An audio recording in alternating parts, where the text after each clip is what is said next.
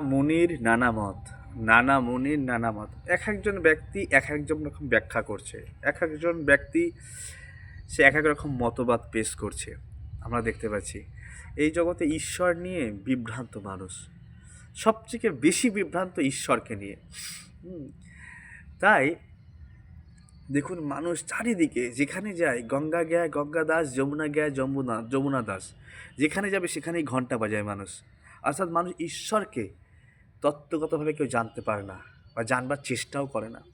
ভগবদ গীতায় ভগবান বলছে, বহু নাম জন্ম নাম অন্তে, বহু বহু জন্ম পরে জ্ঞানবান মাম প্রপদ্যতে। যিনি জ্ঞানবান ব্যক্তি তিনি আমার শরণ গ্রহণ করে, যার জ্ঞান হয়েছে, যার জ্ঞানচক্ষু হয়েছে। হ্যাঁ, আর জ্ঞান কিভাবে হয়?